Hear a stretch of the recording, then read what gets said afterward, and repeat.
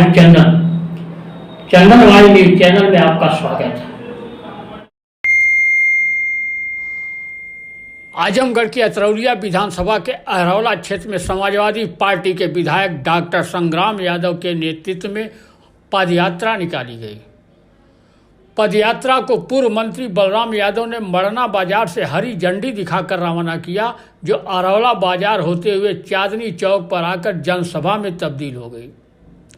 जनसभा को संबोधित करते हुए विधायक डॉक्टर संग्राम यादव ने कहा कि भारतीय जनता पार्टी अखिलेश यादव की जनसभा में इतनी भीड़ को देखकर डर गई है, तभी हमारे नेताओं के पीछे इनकम टैक्स डिपार्टमेंट को लगा दिया गया है। सरकार हम लोगों की जनसभाओं को देखकर भयभीत है। सरकार बच्चों के भविष्य के साथ खिलवाड़ कर रही है। इस सरकार में पेपर लीक हो जा रहे हैं। वहीं उन्होंने अरौला कप्तानगंज मार्ग को लेकर कहा कि मैंने अपने लेटर पैड पर लिखकर सैकड़ों बार सरकार को पत्र भेजा, लेकिन सरकार ने इस मार्ग को नहीं बनवाया। साथ ही उन्होंने ऐलान किया कि समाजवादी पार्टी की सरकार बनते ही 2 महीने के अंदर इस सड़क का निर्माण कराया जाएगा। उन्होंने कहा कि यह सरकार तानाशाहों की सरकार है। इनकी भाषा पूरी तरह से तानाशाही की भाषा है। लगातार बढ़ रही महंगाई से जनता पूरी तरह से त्रस्त है। आगामी विधानसभा चुनाव में जनता इस सरकार को उखाड़ फेंकेगी। इस मौके पर लालमन यादव, सुनील यादव, श्रवण यादव, ब्लॉक प्रमुख अतरौलिया, चंद्रशेखर यादव, दादा गुप्ता, रामदीन मौर्य, श्यामधर चौबे, उदयराज यादव, मुस्किन अहमद, मुकेश यादव, इंद्रमणि यादव सहित तमाम लोग मौजूद रहे। अब देखिए पदयात्रा में उमड़ी भीड़।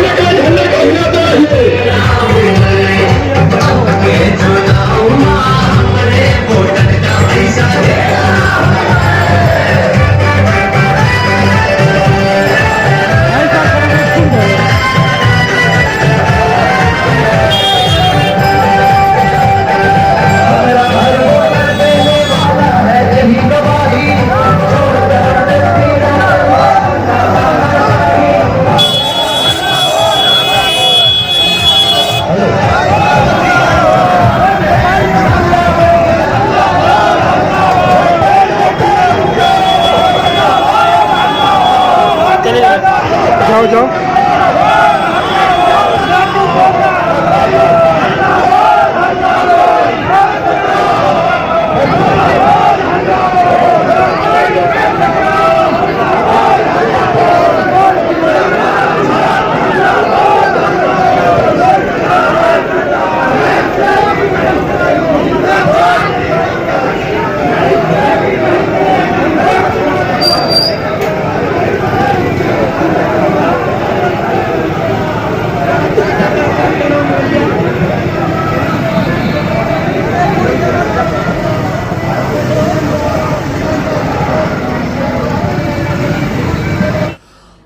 अतरौलिया में यह दूसरी बार पदयात्रा में जनसैलाब उमड़ा है।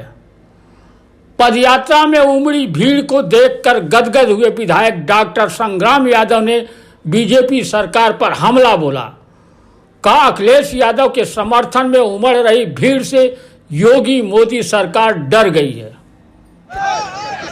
ये लगातार अतरौलिया विधानसभा में महंगाई, बेरोजगारी, भ्रष्टाचार, प्रतियोगी परीक्षाओं की लूट के खिलाफ ये जनाक्रोश पदयात्रा लगातार चल रही है। आपने पहली यात्रा को भी देखा था, एक नौजवानों का जन सैलाब उमड़ा था, और आज भी आप यात्रा देखे होंगे, उससे बड़ी यात्रा, तीसरी यात्रा भी हम कोलसा में करने जा रहे हैं।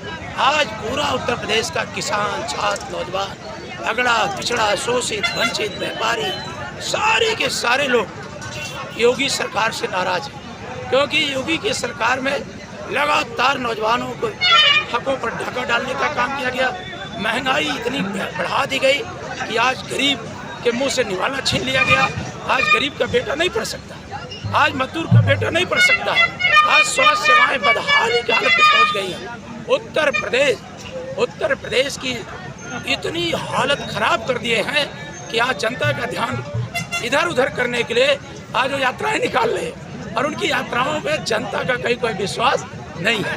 ये तो देखिए विधायक निकाला, जनता निकाली है और उनकी जो यात्रा चल रही है बड़े बड़े लोग आ रहे। तो आज अखिलेश यादव की विजय यात्रा से ये इतने भयभीत हो गए हैं कि आज अखिलेश यादव ने कहा अब इनकम टैक्स भी आ गया उत्तर प्रदेश में चुनाव लड़ने। कुछ दिन बाद CBI आएगी चुनाव लड़ने, फिर ED आएगी चुनाव लड़ने।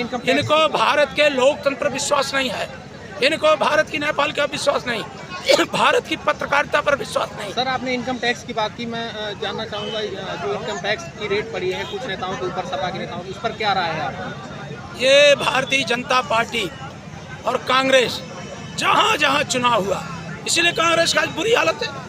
ममता बनर्जी के साथ क्या किए इन्होंने, स्टालिन जो मुख्यमंत्री है तमिलनाडु उसके साथ क्या किए, उड़ीसा के मुख्यमंत्री नवीन पटनायक का हेलीकॉप्टर मंगा चेक करने लगे। तो ये भारतीय जनता पार्टी सच में लुटेरों का गैंग है। मैंने पहले भी कहा था कि 21 लाख लोग जो परीक्षा पेपर आउट हुआ है, आखिर उसके घर पे कब बुलडोजर चलेगा? जो प्रतियोगी परीक्षाओं को लूटा है उसके घर पे कब चलेगा बुलडोजर? और ये हमारे नेता माननीय अखिलेश यादव ने कहा कि टॉप 10 अपराधियों की सूची कब जारी करोगे? बनारस के अपराधी को जनता के बीच कब उसका नाम लोगे? मिर्जापुर के अपराधी कब लोगे? भदोही कब लोगे? जौनपुर का कब लोगे? सब तुम्हारे नेताजी कह रहे हैं। माननीय अखिलेश यादव पूरी मीडिया के सामने कहे कि आप ऐसे लोगों का कब आप जारी करोगे सूची? तो ये सूची नहीं जारी कर रहे हैं क्योंकि सारे लोग इन्हीं के दल में हैं और आज इनकी पोल खुल गई है। अब भारतीय जनता पार्टी उत्तर प्रदेश में दिन पर दिन, अरे भाई आप देखते जाइए कौन कौन लोग शामिल होने जा रहे हैं। इतने बड़े बड़े नाम आएंगे कि भारतीय जनता पार्टी सो ही नहीं पाएगी, उनकी नींद हराम हो जाएगी।